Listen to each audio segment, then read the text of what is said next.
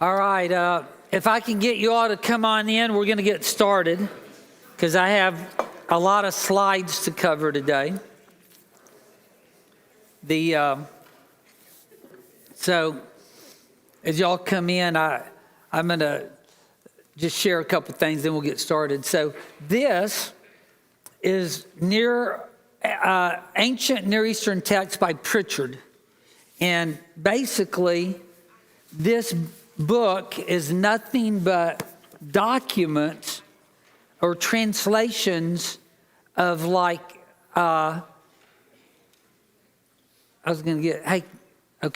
somebody shut that back door?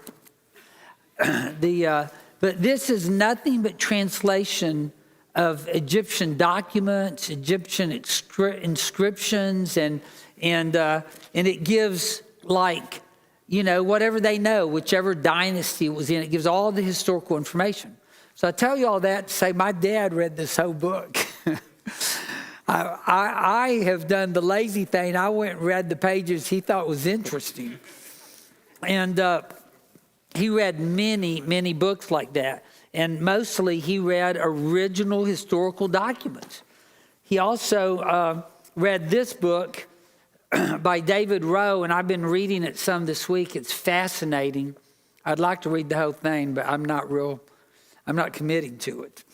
And I probably won't pick it up again after this class. I have too many other books on my list. And then today, we're going to talk about this book. And I've read, again, selected sections in it because it's just too much detail. It's more than I need. I read enough to kind of get the essence of it. And again, it was sort of directed by my dad's research. He kind of helped me know, where to look.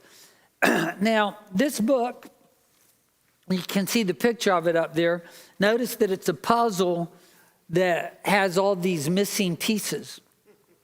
So the reason is and this was written by by Peter James is the editor, but it's written by dozens of archaeologists and Egyptologists, and every one of them supplies information from their field to show that if you date the Middle East by Egypt, that there are hundreds of years of missing history in all these different countries in the Middle East. Hundreds of years. They call it centuries of darkness.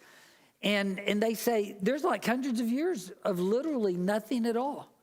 And they say, every one of them, the reason is they're dated by Egypt. And Egypt's chronology is incorrect and needs to be redated.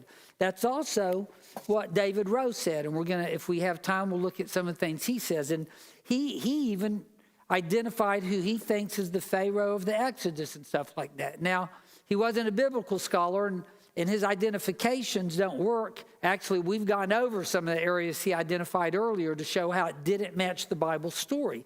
But he also is an Egyptologist, and he proves in his book that Egyptian history is misdated. And so we're going to kind of go into this. And one of the things, by the way, that you find out when you read Centuries of Darkness is for several hundred years, a couple hundred years, they've been arguing about chronology. It's never been set, but the Egyptologists were the first ones to come out with a comprehensive chronology, and sometimes the first one to the table frames the debate. And they were trying to force everything to them, but they've never all agreed on this. This has been a controversy, but the Egyptologists got out first. Now, somebody look up, we're going to read just one verse today, 1 Kings 4, 24 through 28. Who wants to get that for me? Volunteer? Philip. Okay, 1 Kings 4, 24 through 28. We'll get to it after a little while. Now, this is a quote right out of the book. And it says, unfortunately, because of the negative attitude of so many archaeologists working in the Eastern Mediterranean, only a scatter of radiocarbon results are available for this area. Logically, one might expect that the nearer one approaches the Mediterranean and links with Egypt, the more precise the dates should become, so enabling a chronology of greater accuracy and reliability to be developed even than radiocarbon can offer, because radiocarbon has, some margin for error. But in radiocarbon, by the way, the half-life, I can't remember what it is, 5,000 years or something like that. It's a whole lot more accurate back for 5,000 years. Now, when you start going to 40,000, a million, you can throw those things out. There's just no proof that carbon-14 dating can date something back that far. But if you go just back 5,000 years, it's fairly accurate.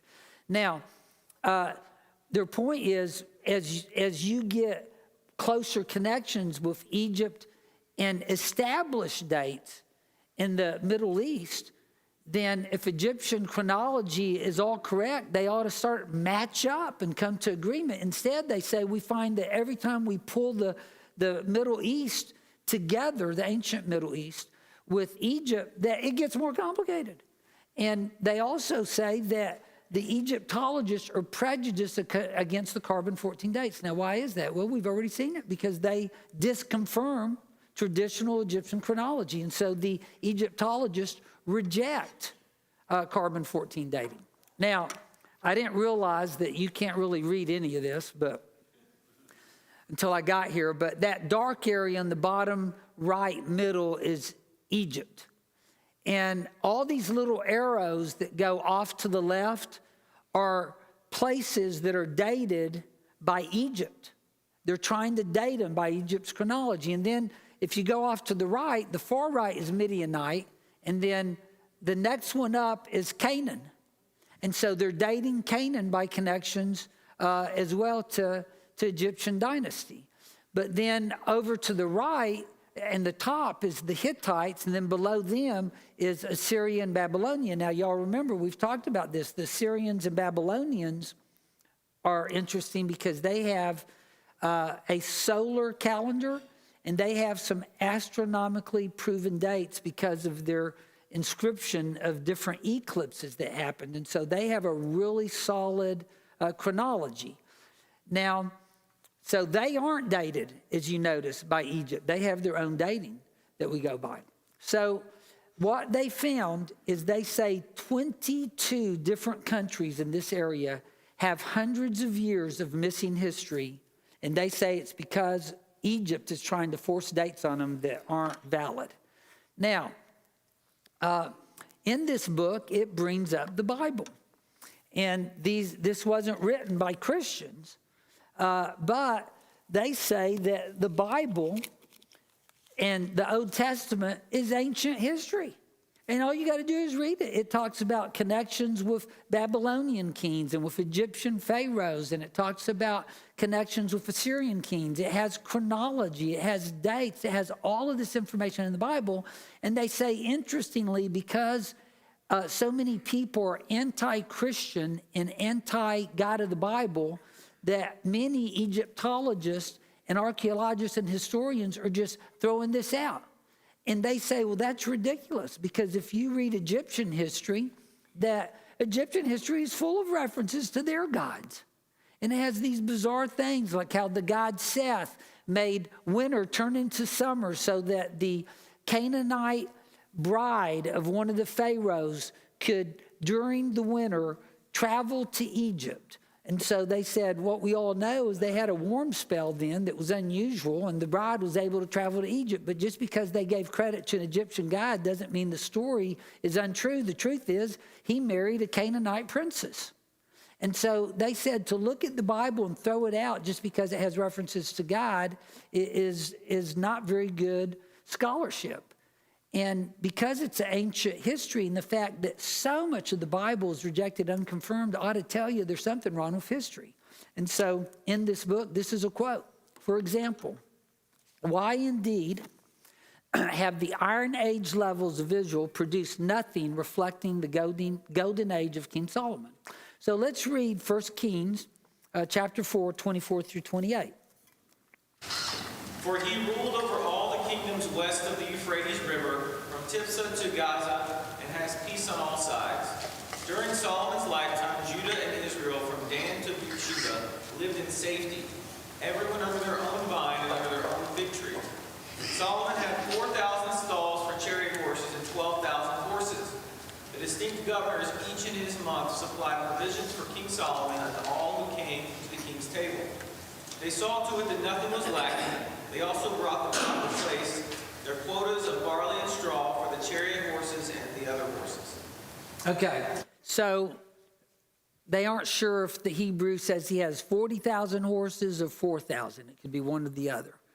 But we know that the Bible says that Solomon was one of the richest kings that ever lived. And yet, during the age that Egyptologists claim line up with the time of Solomon, according to Egyptian history, it was one of the poorest levels of Palestine that ever existed. And so it doesn't match up with the Bible at all. Well, these are the archaeological remains of stables they found at Megiddo. And when they first found these stables, they housed 400 horses. They said this has to have been one of Solomon's stables. And this level of archaeology is a very rich time in Palestine. It was when Palestine was wealthy. And so initially when they found it, they looked at the Bible and they said, wow, Solomon had all these horses. This must have been one of his stables. But later, and this was found, I forget how, a couple hundred years ago, later, Egyptologists came in and made some connections between pottery or something else there and connected it to Egypt and said, oh no, this was several hundred years before Solomon was even alive. And so there's no way that this could be the stables of Solomon. And so you start seeing the pattern here. There's a lot of evidence, and I meant to say this at the beginning, but if you're listening online or you're new to the class, you might want to go back and listen to the first 4 classes. On class 3 and 4, we showed you an abundance of evidence that confirms Moses in Egyptian history, the 10 plagues in Egyptian history, Joseph in Egyptian history, the time of famine and the time of abundance in Egyptian history. We showed you all this evidence. Well, today what I said I was going to do is show you how Egyptian history is misdated. And so those could very well be the stories. In fact, I think they are. They're just dated in the wrong time. Well, here's another example. They find stables that appear to match the time of Solomon, and because of Egyptian history, they misdate it. Well, here's another strange thing. This is a wall, and if you look at the texture of that wall, you can tell that it was all of those 2 panels were carved at the same time. It was the same date in history. It was the same inscription type. It was all done at the same time. But here's the strange thing. On the left is a picture of Ramses II in the 19th dynasty, and on the right is Shalmaneser III. Now, why do you think they would put those side by side, just logically? Give a guess. Well, how about, that's one possibility, chronologically in order, or how about they were living at the same time, right? I mean, so here's the thing about it, is Ramses was, according to Egyptologists, started his reign in 1279 BC, and Shalmaneser started his in 827 BC. Why on earth would they take an Egyptian pharaoh from hundreds of years earlier and stick his picture up next to Shalmaneser III without any explanation of why it's there? And it makes a whole lot more sense they were contemporary. And that's one of the arguments this book makes, is that they were contemporary. Now, here's some other problems they come up with. And by the way, I'm just telling you a few problems. This book is littered. I mean, there's a plethora of evidence in here that Egyptian history is misdated. They show contradiction after contradiction after contradiction. But here's one. We'll just look at the alphabet. So here they say that the 8th century Greeks, that their alphabet seems identical to the alphabet of the Phoenicians, and the Phoenicians are dated by Egypt, and they lived 300 years before the Greeks, and they said, how on earth would they just go 300 years back, take a writing style and an alphabet that was used 300 years ago, and out of the blue start adopting it? They say it's much more likely that these were contemporary, and the Egyptian dating of Phoenicia is misdated. And then it also talks about Cyprus and the Babylonians, and because of the way Egypt plays a role in this, they say for 300 years there are no samples of writing, and then all of a sudden they start writing again, and it's the exact same style, exact same alphabet. And they say that this 300-year gap is because some of these documents were connected to Egypt, and some of these documents were collected to the astronomically set chronology of Assyria and Babylon. Now, you can't see this real good, so I'm not going to spend a lot of time, but if you look down 1, 2, 3, 4, 5, you see the epsilon. And if you look to the far right, it's very similar. And then, anyhow, if you go through this, and I'm not going to spend a lot of time, the people who study this say that on the far left, by the way, that's the late Proto-Canaanite alphabet, and on the far right are the 8th century Phoenicians. And they say that they're almost stylistically, it's different countries, but you can tell they were done at the same time period. And so that's one of their arguments. Now here's another one, and this one is really an interesting one. Y'all remember the Hittites? And I'm trying to remember what the Bible story was in the Hittites. Did Moses and Joshua, I think, conquer them? I'm trying to remember if those were the ones where Moses had to keep his hands up the whole time they fought them. That might have been the Hittites. One of y'all Bible bow people can look that up for me. But it talks about the Hittites in the Bible. And so here's the strange thing. The northern part of the Hittite nation is dated by Assyria and Babylon. The southern part of the Hittite nation is dated by connections with Egypt. And the southern part of the Hittite nation is dated around 1300 BC. The northern part connected to Assyria is dated closer to 900 BC. There's almost a 400-year gap. But they say that when you look at the writing, the culture, and the dress of the northern kingdom and the southern kingdom, that they're the exact same kingdom. They said it's bizarre to think that they would have disappeared for 300 years, reappeared magically in the north with the same dress style, the same alphabet, the same culture. And so here's an example of some of the conflict. So this particular stone, the excavators dated it according to Egypt, and they dated it in the 14th century. Art historians came in and said there was no such art like this in the 14th century. This belongs in the 8th century. Here's another example. So the top one there is, I'm pretty sure, 10th century, and the bottom one is 13th century. And that top one was put on an Assyrian gate, above the gate, and yet it's the same art that you find in other areas of Egypt that is dated the 13th century. And anyone who studies art knows that the art styles don't stay the same for 400 years. No way. People that study art can look at the art and tell you the century it was done in. And they said there's no way there could be that big of a gap. And so what they're arguing is that this Egyptian history that's dated way back earlier should move down and be contemporary with this. So now you can see this one a little bit better because I blew it up. So you see the Hittites up there, and part of it is dated from Egypt, but part of it is dated from Assyria and Babylonia. And the part dated from Egypt is 300 years different than the part dated from Babylonia and Assyria. But we know that Babylon and Assyria have astronomically set dates. And so it's just another proof that Egyptian history is misdated. And so here's another one.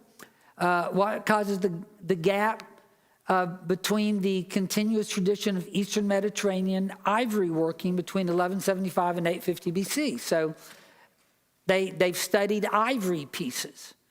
And this particular one of them, I guess the one on the left is 7th century, and the one on the right is 13th century. Here you have hundreds of years separation, and the people who study these say that they came from the same time period. Here's another one. The one in the middle, these are the sea peoples, and Egypt talks about them. And so these sea peoples were something like 13th century, and then they reappear about 400 years later, in other countries start talking about these sea peoples, draw them and describe them the exact same way. And so here's sea peoples that disappear for hundreds of years and then show back up again. They say, no, these are the same people. And this is from the same time period. Egyptian history is just misdated. Now, here's something that came out in this book that is really interesting. This is a statue of Akhenaten. That's my mom in front of him when she was a lot younger. And so Akhenaten is an Egyptian pharaoh that is dated at 1379 BC. And Centuries of Darkness pulls this out and says, well, there's an interesting thing.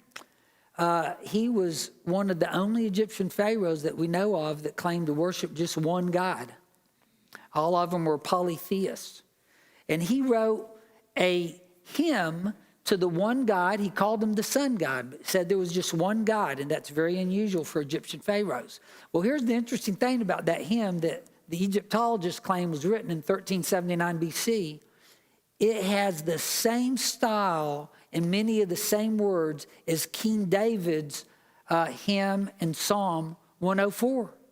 And so guess what the scholars say? Well, David copied this from this Egyptian pharaoh. He just copied it and wrote it in the psalm. And so, well, here's what they say. They say, well, no, if it was the same style and some of the same wording, they probably lived at the same time. You know, here's another thing. Somebody writes a hymn 370 years before, and the same thing is written 300 years later, then it was probably the same time. Now, here's another interesting thing. In his tomb, they found a chair, which is his throne, and the chair was out of wood, and they carbon-14 dated. I have a picture of that, but I didn't bring it with me. And look at the carbon-14 date, 1002 BC. And the Egyptologists date him at 1379 BC. Now, so let me suggest another possibility. All the Egyptian pharaohs were polytheists, and here we have one that lived at the same time as David that starts worshiping one God.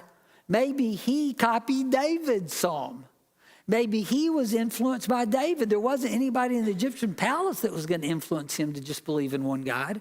Where did he get that influence? Here's another interesting thing, is while Akhenaten was Pharaoh, he got all these letters, and I have pictures of them. I didn't bring them with me. I should have. And they were in the forms of rocks, and they had messages inscribed on these rocks, and messengers took them to Akhenaten.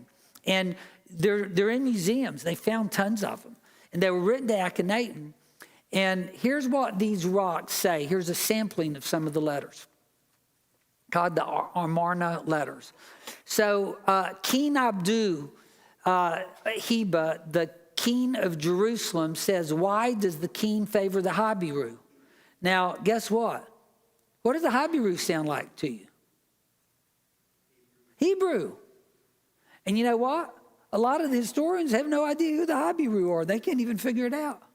And the ones who do think it's the Hebrew, since they date them at 1379, they say, see, the Hebrew were already in Palestine all along. There was never an Exodus. They were already there. So those are the two views. They were already there 400 years, before the Exodus, because they don't think the Exodus happened at this time, or they don't know who they are. And so he says, the land is falling to the Habiru. Send archers or all is lost. Habiru capture cities of the king. Without help, Jerusalem will fall to Habiru. Akhenaten's land is lost. The Habiru occupied the king's cities. Not one picture of the king remains. And they have a bunch of letters talking about this. This is just one. And so what happened is they're saying these Habiru are taking over the land. And who conquered Jerusalem, by the way? King David conquered Jerusalem, made it his capital. And so here's letters coming during Akhenaten's time that says that Jerusalem is falling to the Habiru. He becomes a believer in one God, writes a hymn that seems to parallel Psalms 104, and they say they're 400 years apart. That makes no sense at all, and that's in this book. That's one of their examples. Okay, I'm going to stop right now before I go into some other stuff. I know that's a lot of information, but any questions so far? clarifications? Yes. I was just wanting to mention about the Phoenicians, when they did their trading business around the Mediterranean, as a bonus to each country that they traded with, they gave their alphabet. Interesting, yeah. And so that's part of the problem, is because they were traders, they have connections with Egypt. And so Egyptologists are trying to date them like around 1300. And yet we have the Greeks that use the same alphabets as the Phoenicians, and they start using it at 800. Anybody else? Question, comment? Okay. So this is the David Rowe book, although that's not really a book. That's actually, the book doesn't have a nice enough cover to show you. It's just blank and dark. So this is a picture of a video that he has out. And he's an Egyptologist. And so he believes that Egyptian history is completely misdated. And this is the Valley of the Kings in Thebes in southern Egypt. And in 1871, somebody discovered a previously unknown royal tomb. So because so many of the tomb thieves were ransacking the pyramids and stuff like that, they dug deep into a rock and hid a bunch of tombs so that the thieves wouldn't get to them. And this is the entrance to that tomb. It's a very narrow channel dug into rock. And if you look at that, that's about how narrow the channel is all the way down through there. But what happened is, I think it started with maybe the 18th dynasty. And so when you see this coming down, and then all of a sudden there is that first thing to the right there is where a bunch of people were buried. So you see some buried. So there's these, as you're coming down the path, off to the left are rooms where all these mummies are buried. And then what happened is the 18th dynasty built some, and then the dynasty after thought it was a really good idea. So they built some, and they went down deeper in and built another room. And that kept happening on the way down to the 21st and 22nd dynasty. So that last one at the bottom right is the 21st and 22nd dynasty. And so they built a room. They just kept going deeper in and adding these coffins in there. And so when they discovered this tomb, it was so narrow, they could only pull one mummy out at a time. It was that tight in there. And so they meticulously made notes of which mummy came out in which order and documented it all for historical reasons. And then there were, on these coffins, there were inscriptions. And oftentimes when they opened them, there were inscriptions on the head of the mummy and on its stomach. And they wrapped them, and oftentimes there were inscriptions on the wrappings, and they were all historical inscriptions. So this was a treasure find for history. And so when you look at the very bottom, so that bottom box on the left says 32 is Ishtamkeb. And if you go on down to 34, it's Penujum. Who knows if I'm saying that right? Penujum 2. So here's the interesting thing about Penujum 2.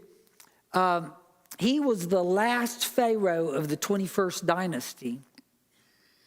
And so if you look down to 39, it says 21st dynasty funerary objects. So they started burying them down there and putting them in this chamber. And then when they got up to the top, they were done with the 21st dynasty. Now, what comes after the 21st dynasty? Good guess, the 22nd dynasty. Now, where do you think the 22nd dynasty is buried? They're buried, a lot of them are buried elsewhere, but if they were going to bury them here, where would they have to bury them? They'd have to bury them on top or do another hoe, right? Because this one's full. Well, interestingly, at the very bottom of this 21st dynasty tomb, they found this guy who was a prophet named Degeno whatever. I don't know how to say his name. But he is the last one, and they found the inscriptions on him said that he was a prophet to one of the pharaohs of the 22nd dynasty. Well, how could the 22nd dynasty get ahead of the 21st? The 21st hasn't even happened yet. And so, and this is the mummy of this prophet. They said he died very young. Look how well preserved it was when they found it. And here he's been thousands of years in there. And so here's what he goes on to find, is he has other proofs. But the 21st and 22nd dynasty were at the same time in Egypt. They weren't at different times. And he proves that not just from this evidence, but other archaeological evidence too, where they built things, and you knew part of it was built by the 21st dynasty and part by the 22nd, but you could tell the 22nd dynasty built first, and then 21st dynasty added on to it, so they weren't consecutive. And so that means some of these dynasties, they all put them one after another, collapse, and that's how you get less time for Egyptian history. It doesn't spread out as far. Does that make sense? So these dynasties aren't all consecutive. Some of them are parallel, and he proves that.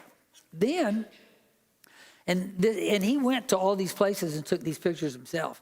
So here is Wadi Hammamat, and the interesting thing is they found this inscription there, and this inscription is the genealogy of the royal architects of Egypt. And what makes it interesting is it goes all the way back to Ramses II. So the royal architects were in charge of all the buildings. And so there was a royal architect that was above all architects in Egypt. And this, the very first one listed, is in 496 BC. And the reason they know it's in 496 BC is it says, even though he was an Egyptian, it says that he was the royal architect on the 26th year of Darius I, who was a Persian king, and they know when Darius I was king, astronomically set.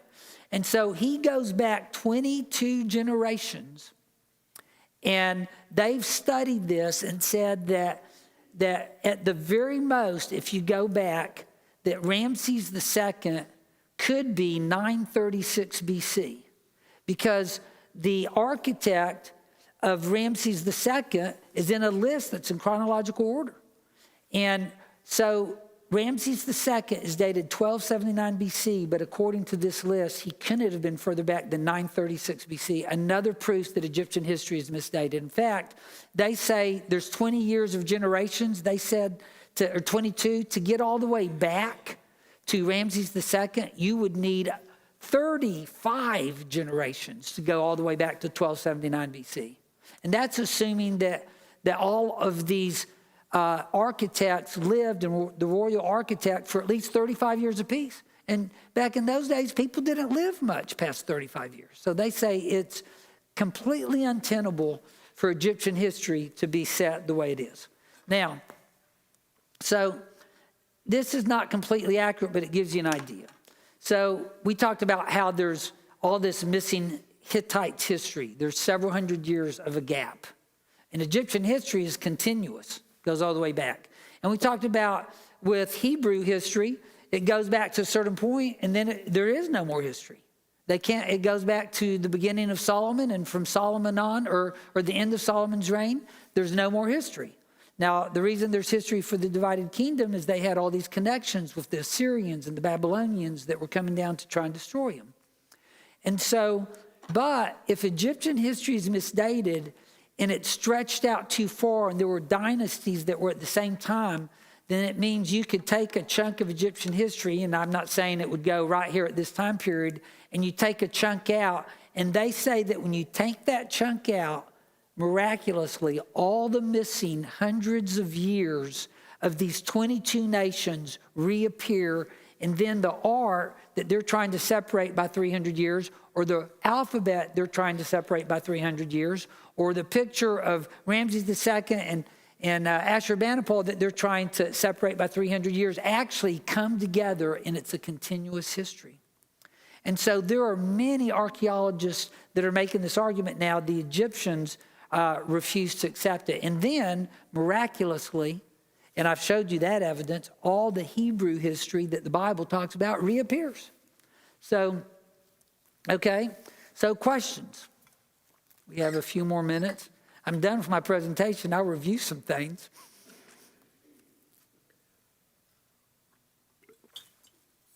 Yes, Dick. You have trouble probably wording this into three. Going back a few classes, so the purpose of, refresh me on the whole purpose of why the Egyptians shut that down. I mean, I know you talked about the rulers taking over, controlling everything. How did they go? Refresh me again on the whole purpose of, what was the purpose of it, of all that, and ignoring the history? Was there Okay, so let's do, yeah, that's good. Let's do just kind of an overall kind of review. So we started this with that we know because of astronomically set history that the 4th year of Solomon is 966 BC. And the Bible says that 480 years before the 4th year of Solomon was the Exodus. So that puts the Exodus at 1446 BC. Well, Egyptologists say that they have their history perfect. They don't, but they claim that. So when you go back to 1446 BC and look at Egyptian history, it's the 18th dynasty of Egypt, and this was class 1, and nothing in the 18th dynasty of Egypt matches what the Bible says. The Bible indicates the capital of Egypt's in the north, the 18th dynasty capital was in the south. The Bible indicates that the Hebrew were building Ramses and Pithom in the north, in the delta. The 18th dynasty built nothing in the north. They built a lot, but it was all in the south. The Bible says that there were a bunch of slaves. The Hebrews were made slaves. The 18th dynasty had no slaves and kicked all foreigners out of Egypt. But the Bible says there were a bunch of foreigners, hundreds of thousands of Hebrews that were slaves. There were no foreigners in Egypt. They kicked them all out. So people trying to make the Bible work go down to the 19th dynasty and say, well, maybe it was Ramses II because the Hebrews were building Ramses and he built the capital of Ramses for himself. So they think maybe Ramses II was. Well, here's the problem. Ramses built a capital. The Bible says the Hebrews built store cities or garrison cities, very different cities. And of course, as we found out later, Ramses built on an older city, which was a city built by the people where the Hebrews were living. He built it on an old Ramses, used the same name. Then the Bible says there were a bunch of slaves.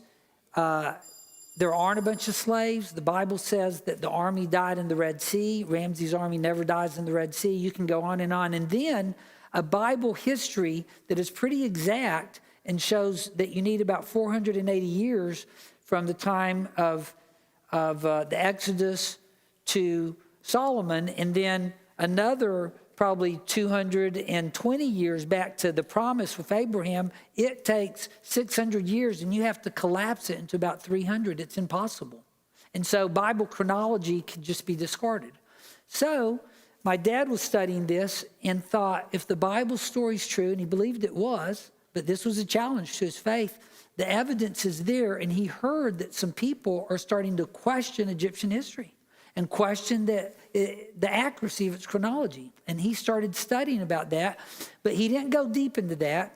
Instead, he started reading Egyptian documents to find the story of the Bible. And he made up all these clue charts of things that happened in the Bible, and he made up a chronology of how many years between them.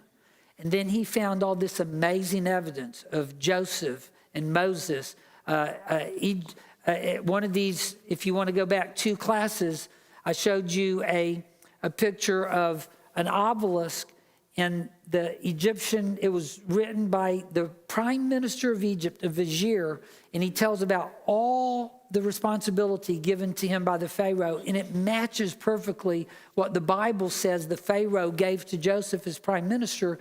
And then it says that he went to the city of On, or Heliopolis, to build monuments for the Pharaoh by his command. And then we went and looked at it in Genesis, and do you remember what it said? It said that Joseph married the high priest of the city of On, or Heliopolis. What a coincidence.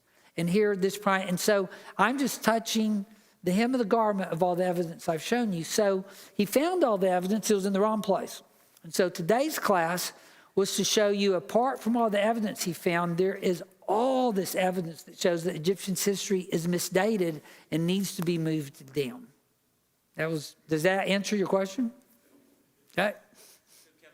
Does it come down to the fact that Egypt based theirs off of the lunar calendar, and now that it's, people are pointing that it's wrong, that they're just too stubborn to admit it? I mean, they're holding to theirs, and all these other folks are saying it's wrong. Okay, that's a good question. So first, let's talk about the lunar calendar. The lunar calendar is sort of secondary because it's in 25 years. The lunar calendar repeats every 25 years. So once they think they know where it goes, it does need to line up with the lunar calendar. But they have a bigger problem. You're just digging in dirt, and you find all this stuff, and you got to figure out, now, did this happen in 900 BC or 1300 BC or 50? It's complicated, And so now it's much more easy with the Assyrians because they cited eclipses. And so you can astronomically set it, but the Egyptian stuff's complicated. So what they look for is historical connections. Well, it's complicated because people had different names.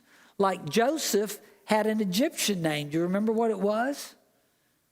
I think it was Zanath-Paneah or something like that. He had an Egyptian name, he had a Hebrew name. And so you would have a pharaoh that has an Egyptian name, but then in Palestine, they'd call him by a different name. And then in Babylon, they would use a different name. Just the same way that we would take a Brazilian name and we might make it a different name here. They don't match up. And so they're looking for synchronisms, and they thought they found some. They were just mistaken. And then they found one or two and started trying to build everything around it. And secondly, they made the assumption that all these dynasties were consecutive. And so it's complicated, and that's why there's been a debate for a couple hundred years. No one's really agreed, but the Egyptologists, they agreed, and they said this is it, and everybody's going to have to match up with us. But not all the other archaeologists agreed, but they had a real impact on the United States, and the scholars here adopted it. But the scholars in England haven't been as quick to adopt it. Did that answer that? So it's not that it's part of its lunar calendar. It means it could slide anywhere, but it's complicated. And as we can see from what we saw today, they don't have proof to prove their point. They lack a prima facie case. Anybody else? Yes, last question. So even perhaps more impactful than the lunar calendar, solar calendar disagreement would be what you're depicting here in this graphic is what's most hotly contested right now is the latter dynasties in Egypt were actually maybe some sort of divided kingdom and therefore overlapped, as opposed to what the knowledge of the Egyptologists have been saying is that it was just one big linear, sequential dynasty, but in reality, if you take the last few kingdoms, overlap them because there might have been kind of a north-south thing going on, it makes everything else make sense in the region. Is that a good takeaway? Yeah, pretty close. I'm going to make a slight correction, but that's close to right on.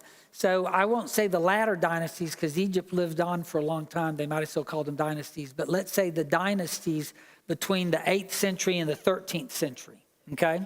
That those dynasties are spread out too far. And there is a huge amount of evidence. You've seen just the tip of the iceberg today that some of these dynasties, they date at 1300 BC, seem to be connected to 900 BC, and no one can explain why, which is proof that, yes, that there is a dating problem right there. And some of the dating may have come earlier, though, too. I mean, there's probably, once you knock the foundation out, then, there's a lot of rewriting of Egyptian history is going to have to be thought. because that means if you slide some dynasties down, there's some other dynasties that are probably dated too far out. But Point, it's that you said the 8th and the 12th dynasties probably 8th through the 13th centuries. Yeah, those dynasties would, but then it affects even dynasties way above that are going to slide way down. But the evidence for the misdating is between the 8th and 13th century. That's where all the evidence that they're coming up with, because there's this gap there. There's no evidence for any other country during that time that's connected to Egypt. Okay, good question. Thank you all for your patience. I know this was kind of a deep subject. I hope you enjoyed it. This is the last class. If you didn't catch the first ones, go watch it. God bless you.